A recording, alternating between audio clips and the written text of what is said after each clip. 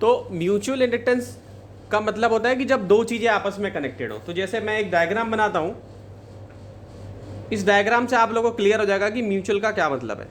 ये जैसे है, ये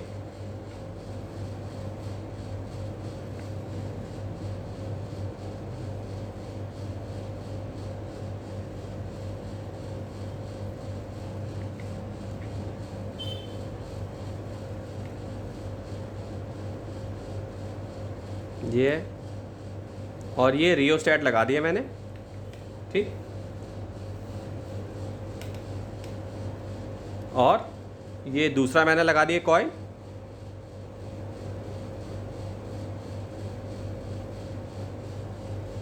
लाइक दिस, और ये मेरा ये गैल्वेनोमीटर, ओके।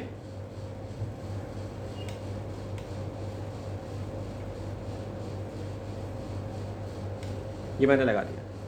तो म्यूचुअल क्या होगा कि अगर इस कॉइल की वजह से इस कॉइल में इंड्यूस होएगा ईएमएफ, ठीक है, और इस कॉइल की वजह से इस कॉइल में इंड्यूस होगा, यानी कि दोनों के बीच में आपस में इंड्यूस होगा ईएमएफ, ठीक है।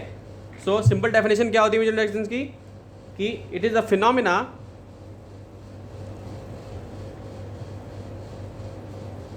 Phenomena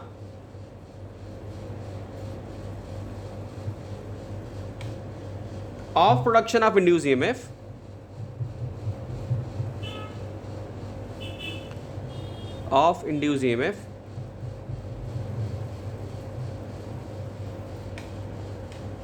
in one coil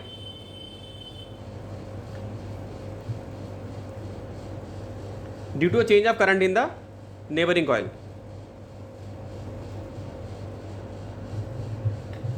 Due to a change of current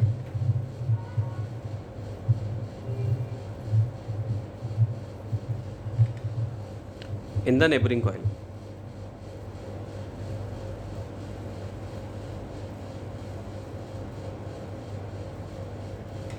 ठीक है, यानी एक कॉइल में अगर हम करंट पास करते हैं, मान लो हमने यहाँ पे करंट पास किया, इसको कलर पेन से ले लेता हूँ, इसको यहाँ पे अगर मान लो हमने करंट पास किया, ये यहाँ से करंट गया, यहाँ से करंट गया, यहाँ से करंट गया, तो इसकी वजह से इसमें लिंक होगा, इंड्यूस होगा ईएमएफ इस वाली में, ठीक है। इसी को म्यूचुअल इंडक्टेंस हम कहते हैं। म्यूचुअल वर्ड यानी कि जब दो लोग इन्वॉल्व है, ठीक है, जब दो लोग इन्वॉल्व होते हैं उसको म्यूचुअल इंडक्टेंस बोलते हैं। समझ गए? इसको लिख लीजिए फटाफट, कोफिशिएंट ऑफ म्यूचुअल इंडक्टेंस। तो जैसे हमने सेल्फ इंडक्टेंस में एल पढ़ा था, वैसे ही म्यूचुअल इंडक्टेंस में हमने क्या पढ़ा है, इसमें हम किससे रिप्रेजेंट करेंगे, एम से रिप्रेजेंट करेंगे, यानी कि यहाँ पे हम इसकी वैल्यू को एम से रिप्रेजेंट करेंगे। जैसे सेल्फ इंडक्टेंस में हमने एस से किया था, तो यहाँ पे हम एम से करेंगे, ठीक है। So phi is directly proportional to I, और ये डायरेक्टली अगर उनका साइन हटेगा तो क्या हो जाएगा, एम आई हो जाएगा। फाई इक्वल टू क्या हो जाएगा, एम आई हो जाएगा। So magnetic flux at any instant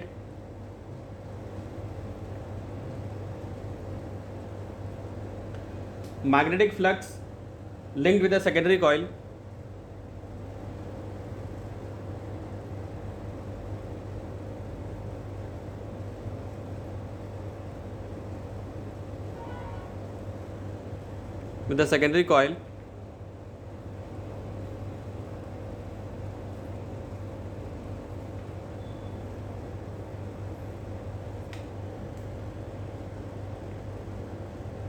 is directly proportional to current in the primary coil.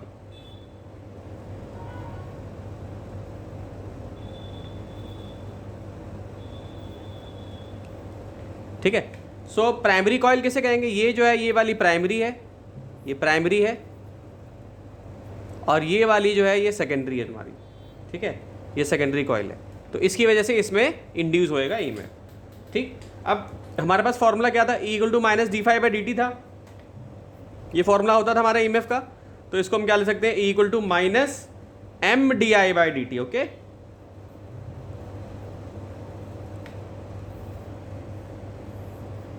तो इसको सारे को कनेक्ट करके लिख सकते हैं, E = -d∅/dt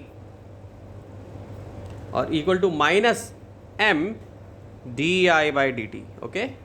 ये हमारा पूरा फॉर्मूला बन गया, ये प्राइमरी है, ठीक है। इसको लिख लीजिए, mutual inductance. So M equal to E D I by D T, जो फॉर्मूला था मैंने ऐसे लिख लिया इसको, ठीक है। सो M ऐसा यूनिट हमारी M की देखेंगे हम, स्टैंडर्ड इंटरनेशनल यूनिट, ठीक है, आ जाएगा 1 वोल्ट 1 एम्पेयर और सेकंड इनवर्स, ठीक है, आ जाएगा 1 वोल्ट सेकंड एम्पेयर इनवर्स। और ये किसके इक्वल होगा, ये इक्वल हो जाएगा हेनरी के, 1 हेनरी के ये इक्वल हो जाएगा, ठीक है। ये किसके इक्वल हो जाएगा, 1 हेनरी के इक्वल हो जाएगा। तो ये आपकी यूनिट हो गई। तो एक क्वेश्चन आ सकता है सीबीएसई में, व्हाट इज 1 हेनरी, जैसे 1 एम्पेयर पूछ सकता है तो व्हाट इज 1 हेनरी, 1 हेनरी क्या है भाई, ये क्वेश्चन आ सकता है। तो आंसर कैसे लिखोगे, the mutual inductance of 2 coils, the mutual inductance of 2 coils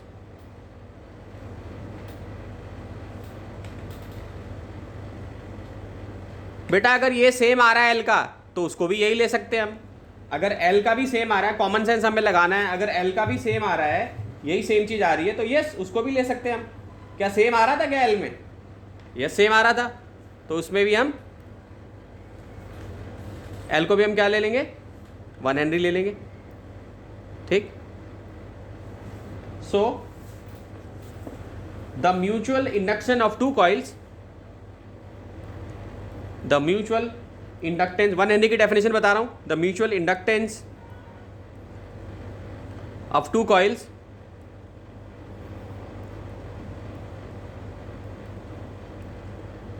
is said to be 1 Henry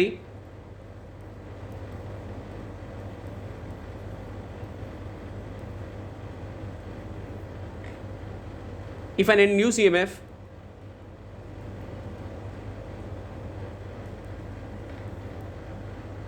of 1 volt is set up in one coil,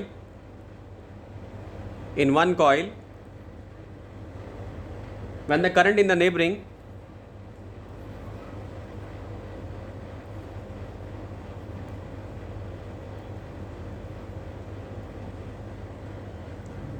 coil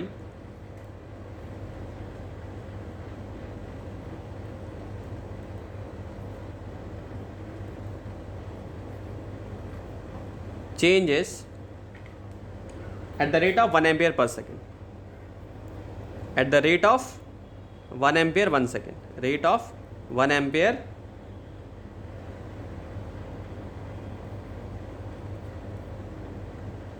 पर सेकेंड, ठीक है। तो आप देखो ये जो डेफिनेशन लिखी है ये ऊपर मैंने समझाया है, यहाँ 1 एम्पेयर 1 सेकेंड है और 1 वोल्ट का करंट जा रहा है, तो हम कह सकते हैं क्या है, ये 1 हेनरी है। तो यानी इस ये चीज़ अगर आपको याद रहेगी, ये फॉर्मूला आपको याद रहेगा, E equal to M D I by D T, तो आप इससे निकाल सकते हो, ठीक है। E इक्वल टू क्या है, M D I by D T है, ये म्यूचुअल इंडक्टेंस हो गया आपका, E से डिवाइड कर दिया आपने इसको D I by D T को, तो ये 1 हेनरी पता चल गया, ठीक है। तो बोर्ड में ऐसे पूछता है what is 1 ampere, what is 1 Henry, ठीक है। ये सारी चीज़ें छोटी छोटी डेफिनेशन जो है बोर्ड्स के पेपर में पूछी जाती है, ठीक है। लिख लिया सबने, बढ़ो आगे। फिगर 6.15 एनसीईआरटी देखेंगे तो उसमें आपको 2 कॉइल दी हुई हैं, ऐसे कॉइल्स बनी हुई है। देखो एक तो मैं रेड पेन से बना देता हूँ, ऐसे कॉइल्स बनी हुई है लाइक दिस, दूसरी भी कॉइल ऐसे बनी हुई है, ऐसे। डायग्राम थोड़ा अच्छा नहीं बनेगा, कोई बात नहीं। फिगर 6.15 एनसीईआरटी का ये डेरिवेशन 2-3 बार जो है बोर्ड के पेपर में पूछी जा चुकी है, इससे आपको डिराइव करने के लिए आएगा, ठीक है। ये दिया हुआ है, और क्या दिया हुआ है, ये दिया हुआ है, छोटी छोटी कॉइल्स भी हैं इसमें, यानी 2, इसको बोलते हैं कोएक्सियल बोलते हैं। जैसे एक सर्कल है, मान लो इसके अंदर भी एक सर्कल है छोटा, तो इसको कोएक्सियल बोला जाता है। इसको क्या बोला जाता है, कोएक्सियल, ठीक है। डायग्राम थोड़ा बहुत अच्छा नहीं बन पाया, लेकिन एनसीईआरटी से बना लेंगे आप लोग, ठीक है। ये 2 कोएक्सियल जो है कॉइल्स इसमें हो गई हैं,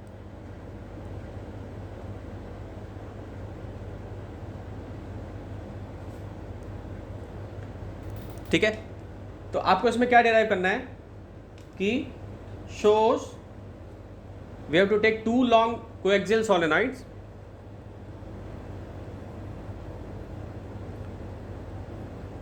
coaxial solenoid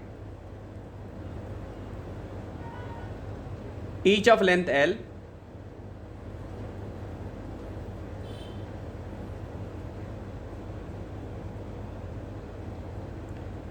ठीक है।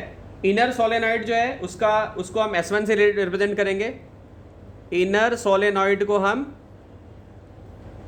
S1 से रिप्रेजेंट करेंगे, यानी ये वाले को हम S1 से रिप्रेजेंट करेंगे। और इसका रेडियस क्या लेंगे हम? इसका रेडियस लेंगे R1, ठीक है। इनर सोलेनॉइड को हम S1 से रिप्रेजेंट करेंगे और रेडियस हम क्या लेंगे? इसका R1 लेंगे, ठीक है। और नंबर ऑफ टर्न्स क्या लेंगे?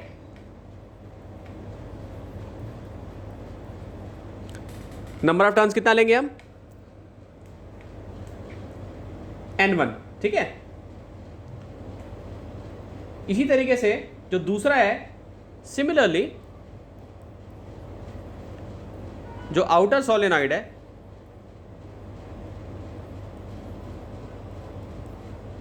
उसको हम क्या लेंगे? S2,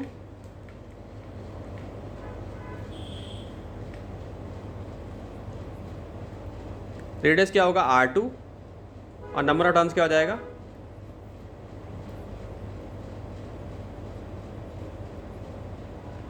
N2। ये दोनों हम ले लेंगे, ठीक है। तो जब I2 करंट सेटअप होगा, यहां पे इसका रेड पेन से बना देता हूं, ये आ रहा है आपका, यहां से एक जो वायर आ रही है ये N2 टर्न्स की है, और एक जो वायर आ रही है जो ब्लू पेन से बना रहा हूं ये आपकी N1 टर्न है, ठीक है। इसका रेडियस जो है ये है आपका R1, और इसका जो रेडियस है वो है, इसका जो रेडियस है वो है आपका S2, okay. So inner radius दे रखा है, देखो। कोएक्सियल का मतलब होता है कि एक बड़ी पाइप उसके अंदर एक छोटी पाइप, यानी अगर कोएक्सियल पाइप बोलूं तो एक बड़ी पाइप एक छोटी पाइप इसके अंदर जो, ठीक है।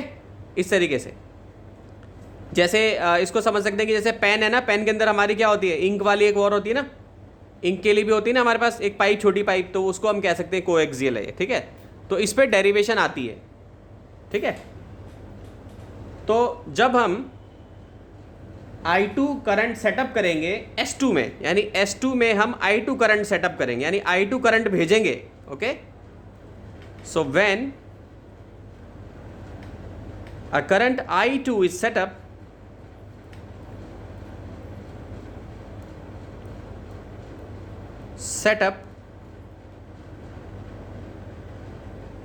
ठीक, थ्रू S2, जब I2 करंट हम पास कराएंगे S2 में, it in turn setup a magnetic flux through S1, यानी ये लिंक करेगा किसको? जो S1 है, यानी कि ये जो N1 है इसके साथ क्या रिलेटेड है? S1 रिलेटेड है, तो S1 का फ्लक्स ये लिंक करेगा, ठीक है। यही म्यूचुअल इंडक्टेंस का मतलब होता है भाई, एक में चेंज करें तो दूसरे में लिंक होगा, दूसरे में चेंज करें तो पहले में लिंक होगा, और इसी के प्रिंसिपल पे बेस्ड तुम्हारा जो है वो ट्रांसफॉर्मर है, ठीक है। So through S2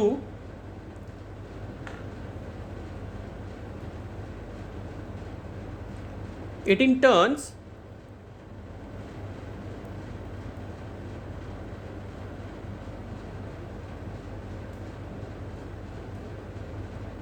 set up a magnetic flux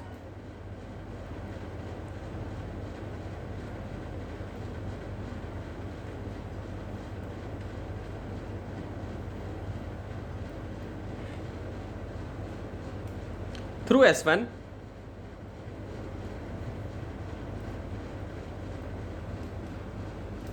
ठीक है। Let us denoted by φ1। मान लो हम इसको क्या मानेंगे? मान लो जो फ्लक्स चेंज हुआ इसको हम डिनोट करेंगे किससे? φ1 से। लेट अस डिनोटेड बाय φ1, ठीक है भाई। जो फ्लक्स चेंज हुआ S2 की वजह से, जो S1 पे फ्लक्स चेंज हुआ उसको हम φ1 से रिप्रेजेंट करें, ठीक है। ये φ1 से करते, यहां तक किसी को कोई दिक्कत नहीं हो रही होगी, ठीक है। तो हमारे पास फॉर्मूला क्या है? फ्लक्स हमारा डायरेक्टली प्रोपोर्शनल करंट के होता था ना। तो हम यहाँ पे क्या लिख लेंगे? फाई लिखेंगे, और मैंने φ1 लिखा तो φ1 लिख दूंगा मैं, और यहाँ पे क्या लिख दूंगा, I2 करंट सेटअप हो रहा था इसमें, S2 में I2 करंट है तो I2 लिख दूंगा यहाँ पे, ठीक है। और म्यूचुअल इंडक्टेंस है, किसकी वजह से हो रहा है, पहले वाले की दूसरी के ऊपर जो पहला वाला है वो दूसरे को लिंक कर रहा है तो M12, ठीक है। तो इसी तरीके से दूसरा हम करेंगे तो उसमें M21 लिखेंगे और I1 लिखेंगे। नंबर ऑफ टर्न्स कितने हैं इसके, N1 है, जिसमें फ्लक्स चेंज हो रहा है उसमें कितने हैं, N1 टर्न्स है ना, फ्लक्स इसमें चेंज हो रहा है ब्लू वाले में, ठीक। करंट किसमें है, किसकी वजह से है, इस वाले की वजह से है, ठीक। म्यूचुअल इंडक्टेंस किसका है, इसका है, ठीक। तो हम ऐसे एक इक्वेशन बना लेंगे।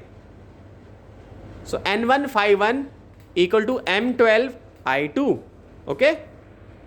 इसको लिख लीजिए फटाफट, N1 ∅1 equal to M12 I2. So M12 is called the mutual inductance.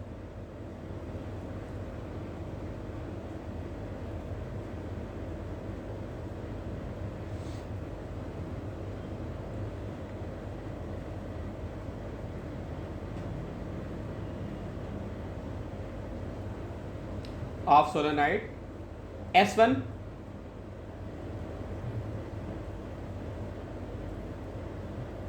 With respect to S2, ठीक है।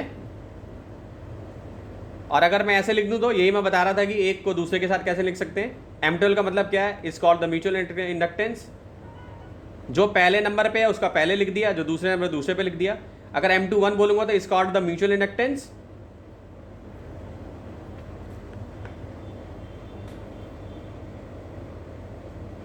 ऑफ सोलेनॉइड S2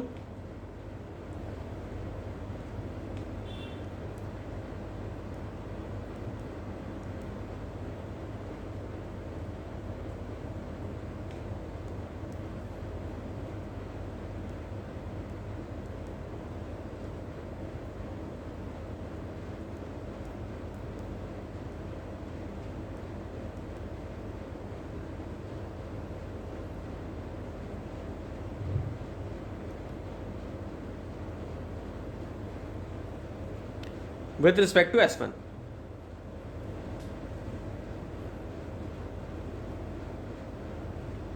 ये हो जाएगा, ठीक है। तो जैसे N1 ∅1 लिखा है तो ऐसे हम क्या लिख सकते हैं, दूसरा भी क्या लिख सकते हैं, N2 ∅2 इक्वल टू M21 और यहां पे I1।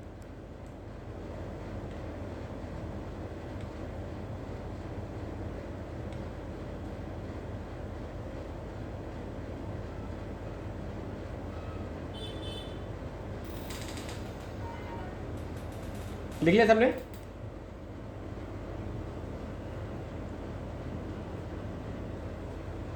तो अगर मैं बोलूं हम M12 कैलकुलेट कर सकते हैं, हम M12 कैलकुलेट कर सकते हैं, M12 हम कैलकुलेट कर सकते हैं,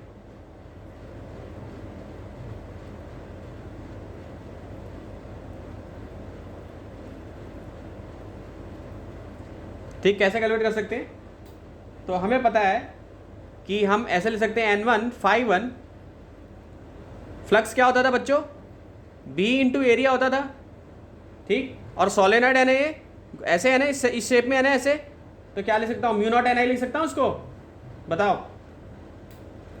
तो मैं इसको ऐसे लिख सकता हूँ, एरिया N1L पाई R1 का स्क्वायर और म्यू नॉट N2I2, ठीक है। तो ये क्या हो गया, ये B हो गया, ये एरिया हो गया और ये टर्न्स हो गया आपके। ऐसा लिख सकता हूँ ना डायरेक्टली, कुछ इसमें ज़्यादा सोचने वाली बात नहीं है भाई। फ्लक्स का फॉर्मूला BA होता था, फ्लक्स का फॉर्मूला NBA भी लिख सकता हूँ, मैं लिख सकता हूँ ना। तो इस हिसाब से मैं ये भी लिख सकता हूँ भाई, एरिया क्या है कॉइल का, पाई R1 का स्क्वायर, ठीक है। मैग्नेटिक फील्ड कितनी है, म्यू नॉट N2I2, ठीक। क्योंकि मैंने डायग्राम में पहले ही बता दी कि N2 और I2 ले रहे थे हम, क्लियर है। तो ऐसे लिख सकते हैं, ये टर्न्स है, ये तुम्हारा एरिया हो गया, B नहीं है एरिया है, ये गलती से लिख दिया मैंने, और ये आपका क्या हो जाएगा, मैग्नेटिक फील्ड हो जाएगा। तो इस तरीके से मैं ऐसे लिख सकता हूँ इसको, ठीक। और अब मैं क्या करूंगा कि इस I2 को केवल छोड़ दूं, ठीक है। देखो यहां पे I2 है ना, I2 को केवल छोड़ दूं और बाकी सबको लिख लूं अलग में, तो क्या बनेगा, ये mu not N1 N2 pi R1 का स्क्वायर और यहाँ पे I2। तो अब देखो ये I2 का कोफिशिएंट हो गया, ये भी I2 का कोफिशिएंट हो गया, M112 इसका कोफिशिएंट हो गया। इसका मतलब मैं ऐसे लिख सकता हूं, अगर मैं ऐसे लिख सकता हूं N1 phi1 equal to mu not N1 N2 pi R1 का स्क्वायर और I2, या इसको हटा के यहां पे क्या लिख सकता हूं M112 I2। ठीक है, क्या लिख सकता हूं, इसको लिख सकता हूं मैं M112 I2। इसका मतलब ये है कि मैं इसको M112 को लिख सकता हूं किसके equal, mu not N1 N2 pi R1 का स्क्वायर। ठीक है, ये मेरा म्यूचुअल इंडक्टेंस हो गया। इजी है, ठीक है बच्चों, जिसमें ये क्या था, म्यूचुअल इंडक्टेंस था। तो अगर मैं आपको बोलूं कि आप इसका उल्टा करके दिखाओ तो क्या कर सकते हो क्या उल्टा इसका, अगर मैं रिवर्स करने को बोलूं, यानी मैं अगर बोलूं कि M12 का तो मैंने आपको बता दिया, तो क्या आप M21 निकाल सकते हो। यहां पे जैसे M12 का मैंने निकाला तो मैंने यहाँ देखो हिंट दिया हुआ है कि M21 कैसे निकाल सकते हैं। तो क्या M21 का निकाल सकते हो आप लोग, मैंने अभी आपको डिराइव कराया M12।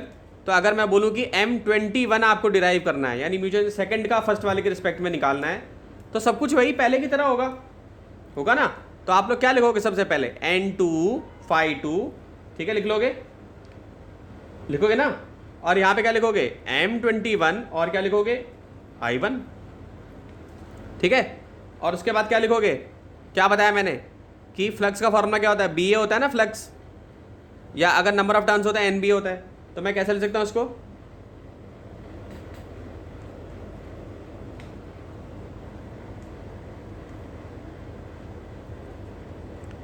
N2L, ठीक है, पाई R1 का स्क्वायर, नहीं इस केस में हम क्या लेंगे, इस केस में R2 ले लेंगे हम, ठीक है, पाई R2 का स्क्वायर और म्यू नॉट N1 I1 ले लेंगे, ठीक है, म्यू नॉट जो उसमें लिया था इसका उल्टा लेंगे, म्यू नॉट N1 I1 ले लेंगे, जैसे उसमें हमने ये लिया था। NCERT में छोटी सी गलती है, प्रिंटिंग मिस्टेक है, आप लोगों की बुक में शायद ना हो, मेरी बुक में तो आप यहाँ पे R2 लोगे, R1 नहीं लोगे, ठीक है, ये हो गया आपका। अब आप इसको छोड़ दो ऐसे पूरा, ये ले लो आप पूरा, ठीक है, देखो I1 है यहाँ पर, ये भी I1 है, तो यानी कि M21 की वैल्यू क्या हो जाएगी, N2L, ये टर्न्स हो गया आपके, ये एरिया हो गया,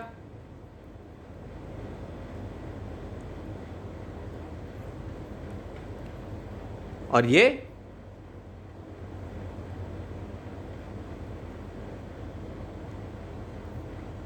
ठीक, ये तो लिखेंगे नहीं इसमें, ये इसके साथ यहां पर आ गया। तो इसमें ये जो चीज़ थी ये पूरा क्या था, B था। तो क्योंकि हमें तो केवल ये चाहिए, M21 चाहिए, तो ये हम M21 यहां से निकाल लेंगे।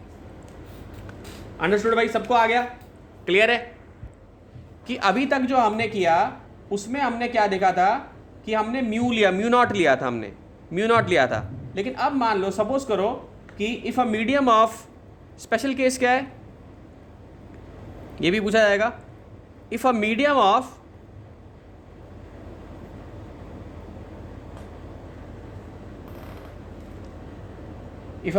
ऑफ रिलेटिव परमेबिलिटी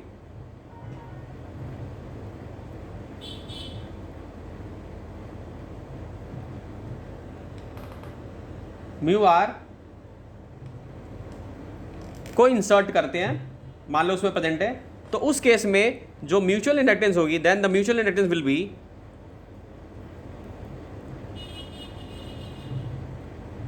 वो हो जाएगी म्यू आर म्यू नॉट, बाकी सब कुछ सेम रहेगा, N1 N2 पाई R1 का स्क्वायर और L, पाई R1 का स्क्वायर और L हो जाएगा।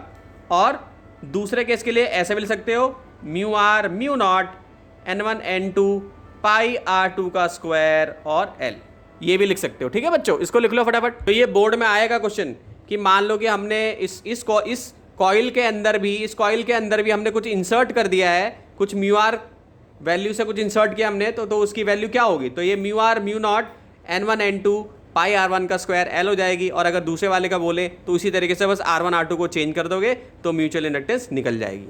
अब एक और बात है जिसमें फिल इन द ब्लैंक्स बन सकता है कि म्यूचुअल इंडक्टेंस किन चीज़ों पर डिपेंड करता है। ठीक है, इस पर भी क्वेश्चन आ सकता है कि भाई म्यूचुअल इंडक्टेंस जो है वो किन चीज़ों पर डिपेंड करता है। तो इस पर भी ये लिखवा देता हूँ कि mutual inductance depends on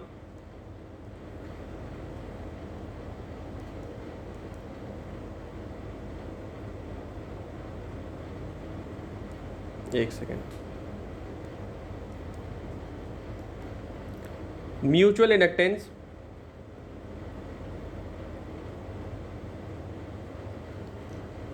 depends on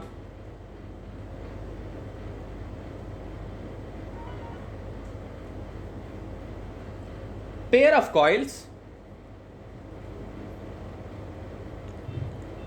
ठीक, किस मटेरियल के सोलेनॉइड यूज कर रहे हो आप उस पर भी डिपेंड करता है। ठीक है, और सेपरेशन में ये नहीं कि एक कॉइल आपकी यहाँ है एक कॉइल यहाँ पर है आपकी, और या एक कॉइल आपकी यहाँ पर है एक कॉइल आपकी ये है, तो इसमें फर्क पड़ जाएगा दोनों में।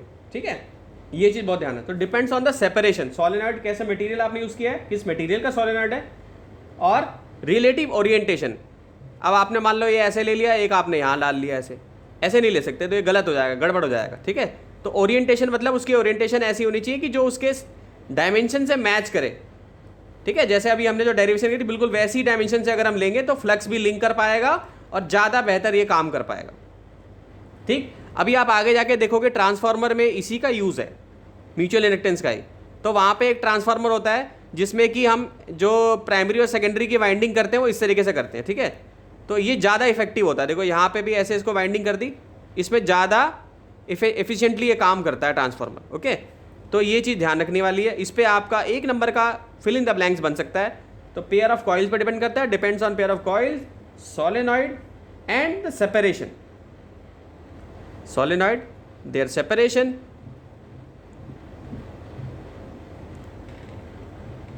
ठीक, as well as their relative orientation.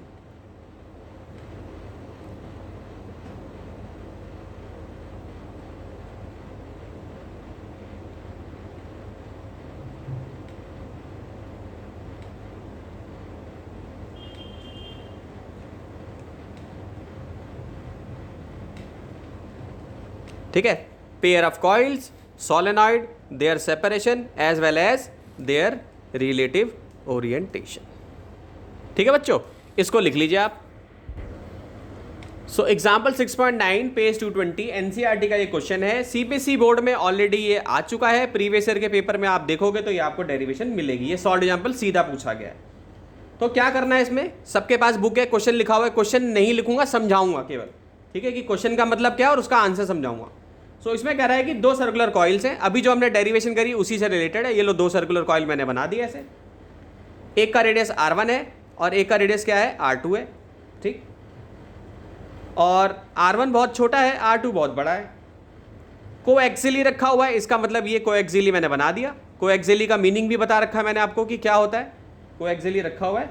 तो आपको इन दोनों का क्या निकालना है, म्यूचुअल इंडक्टेंस निकालना है। ओके, क्या निकालना है, म्यूचुअल इंडक्टेंस, यानी कि M12 या M21 निकालना है। क्या निकालना है इसका, म्यूचुअल इंडक्टेंस। ठीक, तो क्या आ जाएगा, M12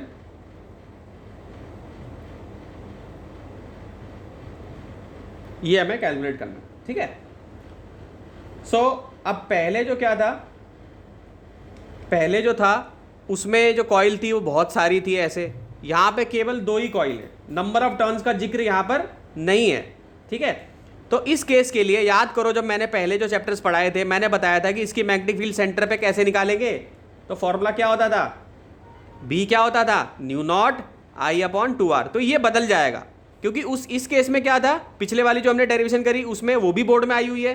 ठीक है, उसमें नंबर ऑफ टर्न्स थे हमारे, वो सोलेनाइड था, ये एक सिंगल कॉइल है। ठीक है बच्चों, तो यही अंतर होगा केवल इसमें, यानी बी की जगह पे हम क्या लिखेंगे, म्यू नॉट I/2R।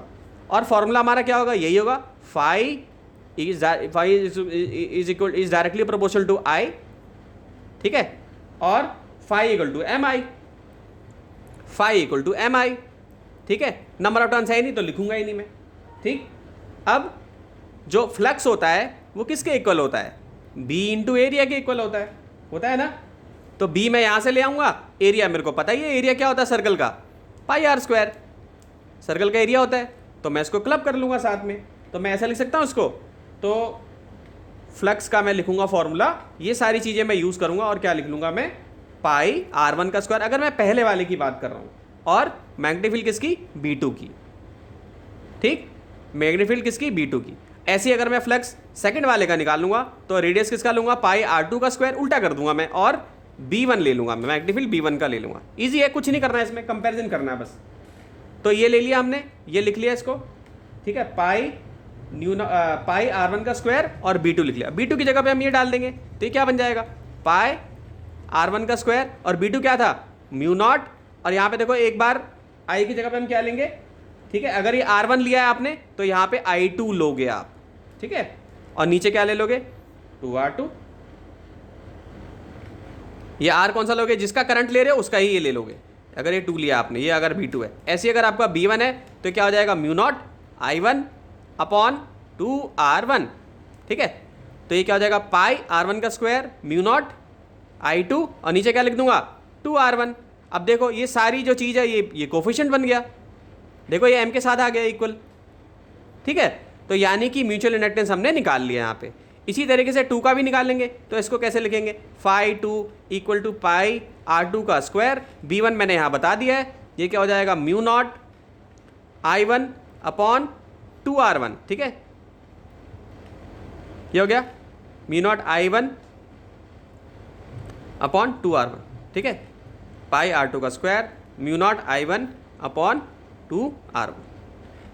यहाँ पे मेरे को R2 लिखना चाहिए था, मैंने गलती से R1 लिख दिया, ये R1 हो गया, ठीक है।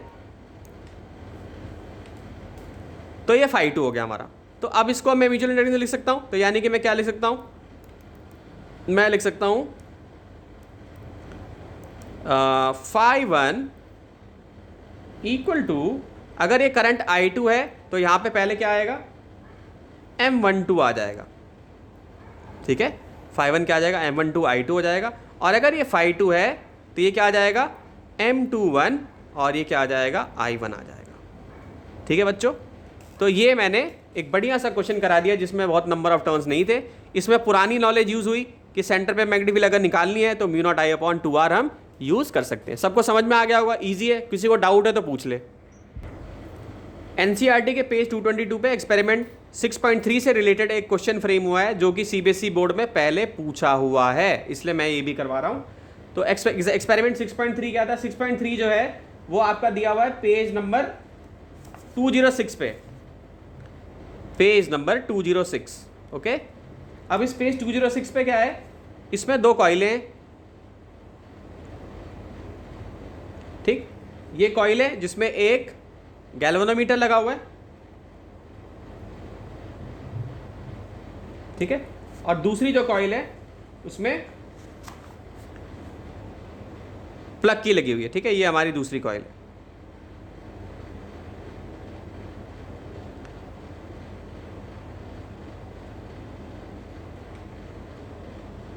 ठीक है,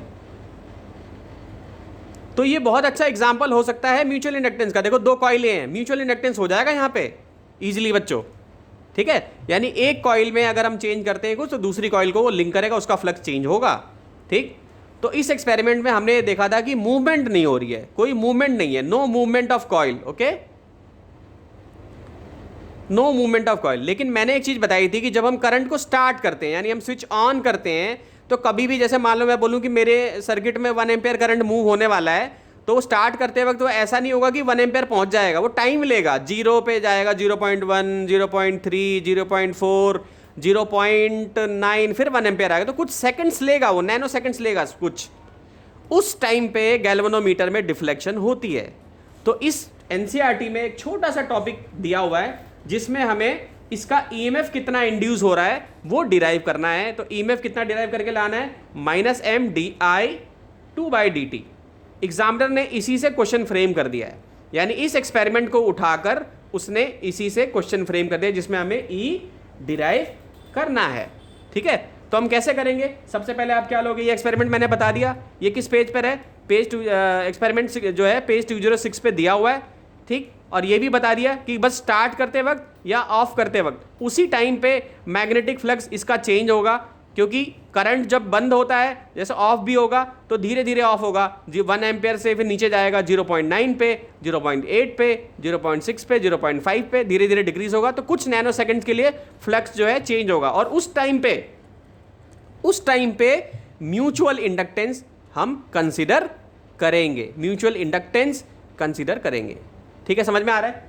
तो पहला काम क्या करोगे, लेट φ1 बी द फ्लक्स,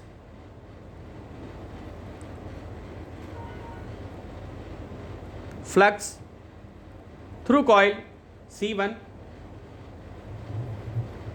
इसको लिखते जाइए, बहुत इंपॉर्टेंट है ये। से ऑफ N1 टर्न्स,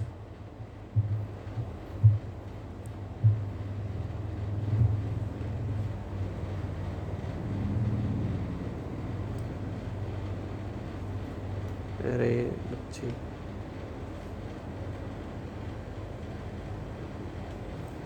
से ऑफ N1 टर्न्स। ठीक, व्हेन करंट इन कॉइल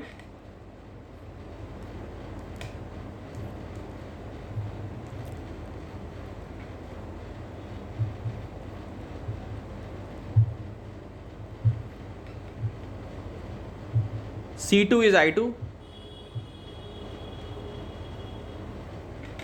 ठीक, सो N1 φ1 लिख सकता हूं मैं, N1 φ1 इक्वल टू Mi2। भाई ये पहले समझा दिया, इसमें किसी को दिक्कत नहीं है।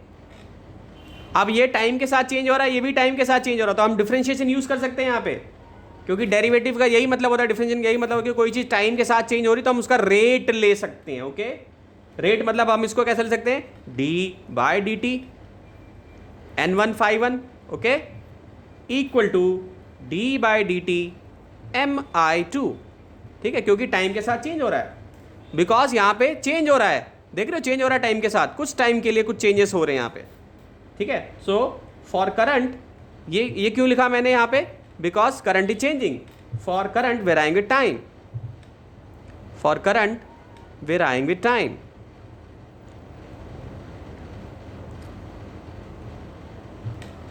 Okay, for current varying with time, तो ये क्या हो जाएगा, d/dt N1 φ1 हो जाएगा और इक्वल टू d Mi2/dt हो जाएगा।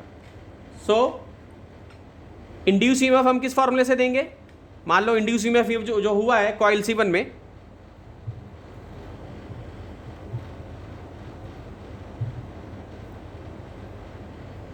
वो कैसे देंगे हम, तो E1 इक्वल क्या ले सकते हैं, -d N1 φ1 अपॉन dt। ठीक है, यही फॉर्मूला होता था हमारा।